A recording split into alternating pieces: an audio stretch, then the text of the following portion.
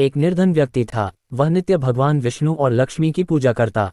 एक बार दीपावली के दिन भगवती लक्ष्मी की श्रद्धा भक्ति से पूजा अर्चना की। कहते हैं उसकी आराधना से लक्ष्मी प्रसन्न हुई। वह उसके सामने प्रकट हुई और उसे एक अंगूठी भेंट देकर अदृश्य हो गईं। अंगूठी सामान्य नहीं थी। उसे पहनकर जैसे ही अगले दिन उसने धन पाने की कामना की, उसके सामने धन का ढेर लग गया। वह खुशी के मारे झूम उठा। इसी बीच उसे भूख लगी तो मन में अच्छे पकवान खाने की इच्छा हुई। कुछ ही पल में उसके सामने पकवान आ गए। अंगूठी का चमत्कार मालूम पड़ते ही उसने अपने लिए आलीशान बंगला, नौकर चाकर आदि तमाम सुविधाएं प्राप्त कर लीं। वह भगवती लक्ष्मी की कृपा से प्राप्त उस अंगूठी के कारण सुख से रहने लगा।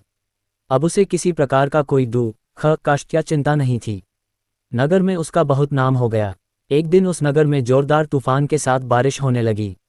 कई निर्धन लोगों के मकानों के छप्पर उड़ गए। लोग इधर उधर भागने लगे। एक बुढ़िया उसके बंगले में आ गई। उसे देख वह व्यक्ति गरज कर बोला, ए बुढ़िया, कहाँ चली आ रही है बिना पूछे?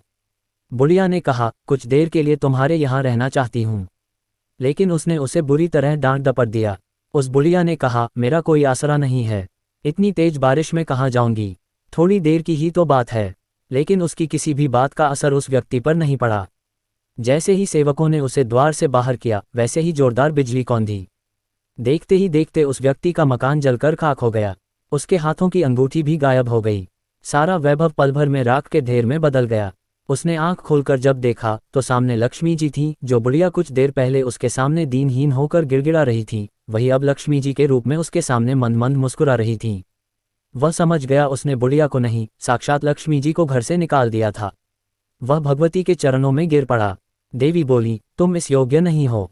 जहां निर्धनों का सम्मान नहीं होता, मैं वहां निवास नहीं कर सकती। ये कहकर लक्ष्मी जी उसकी आंखों से ओझल हो गईं। कहानी अच्छी लगे तो लाइक और सब्सक्राइब जरूर करें।